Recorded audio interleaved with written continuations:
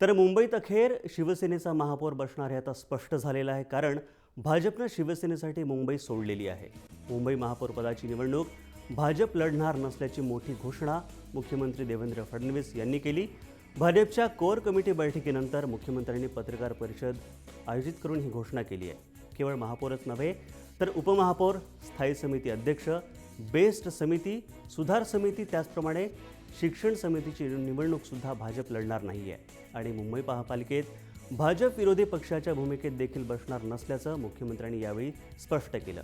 पण त्याच वेळी पारदर्शकतेच्या पहारेकऱ्यांची भूमिका भाजप बजावेल असं सांगत भाजपनं 5 वर्ष नैतिक दबावाची टांगती तलवार शिवसेनेच्या डोक्यावर ठेवलेली आहे.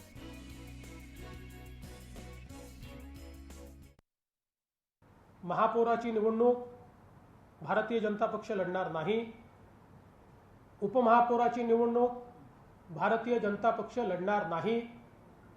आपल्याला माहिती आहे की स्थायी समितीमध्ये ज्या जागा आहेत त्या जागा पर्सेंटेज अनुसार प्रत्येक पक्षाचे किती नगरसेवक आहेत त्याच्या आधारावर जागांच्या प्रमाणात त्या जागा मिळतात. त्या प्रमाणामध्ये भाजपलाही 10 जागा मिळतील आणि शिवसेनेलाही 10 जागा मिळतील. समसमान जागा मिळाल्या तरीही स्थायी समिती अध्यक्षाची निवडणूकही भारतीय जनता पार्टी लढणार नाही. सुधार समितीतही भाजपला आणि सेनेला सारख्या जागा मिळतील. दोघांचे तेवढेच लोक नॉमिनेट होतील. त्याच्याही अध्यक्षपदाची निवडणूक भारतीय जनता पक्ष लढणार नाही. शिक्षण समितीतही सारख्या जागा आमच्या नॉमिनेट होतील, तरीही त्याच्याही अध्यक्षपदाची निवडणूक भारतीय जनता पक्ष लढणार नाही. BST मध्ये देखील भारतीय जनता पक्ष त्या ठिकाणी निवडणूक लढणार नाही. भारतीय जनता पक्षाने हा निर्णय केला आहे की भारतीय जनता पक्षाचे नगरसेवक हे पारदर्शितेचे पहारेकरी म्हणून मुंबईच्या महानगरपालिकेमध्ये काम करतील. पण याचा अर्थ असा नाही की आम्ही विरोधी पक्षनेता घेऊ. आम्ही विरोधी पक्षनेता घेणार नाही.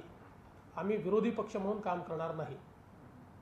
मुंबईच्या हिताच्या सगळ्या मुद्द्यांवर आम्ही सत्तारूढ पक्षाला, शिवसेनेला समर्थन देऊ. जे मुंबईच्या हिताचे विषय असतील त्याच्यावर त्यांच्या बाजूनेच मतदान करू.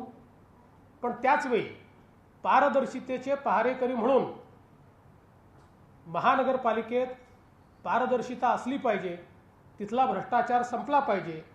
याकरता त्यावेळी जी परखड भूमिका घ्यायची आवश्यकता असेल ती भूमिका भारतीय जनता पक्ष हा निश्चितपणे या ठिकाणी घेईल. मुंबई हे मोठं शहर आहे, त्यामुळे इथल्या कारभारात पारदर्शिता आणण्याकरता एक उपलोकायुक्त असला पाहिजे. आज उपलोकायुक्त आहेत, त्यांच्याकडे संपूर्ण महाराष्ट्राचं ज्युरिस्डिक्शन आहे. लोकायुक्तांकडे आहे. लोकायुक्तांना अधिकार आहे, ते उपलोकायुक्ताचं ज्युरिस्डिक्शन ठरवतात. आणि राज्य सरकारला अधिकार आहे की एकापेक्षा अधिक उपलोकायुक्त राज्य सरकार नेमू शकतं. त्यानुसार एक उपलोकायुक्त आम्ही नेमणार आहोत आणि माननीय लोकायुक्तांनाही विनंती करणार आहोत की त्यांना मुंबईचं ज्युरिस्डिक्शन द्यावं. मुंबईच्या जनतेकरता घेतलेला हा निर्णय आहे. आमच्या सरकारचं स्थैर्य हे कायम आहे. आपण कालही बघितलं की शिवसेनेचे मंत्री कॅबिनेटमध्ये आले. सगळ्या विषयांवर आम्ही एकमताने निर्णय केला. त्याच्यामुळे याच्यामध्ये मुंबईच्या महानगरपालिकेशी राज्य सरकारच्या स्थैर्याचा संबंध कुठलाही नाही.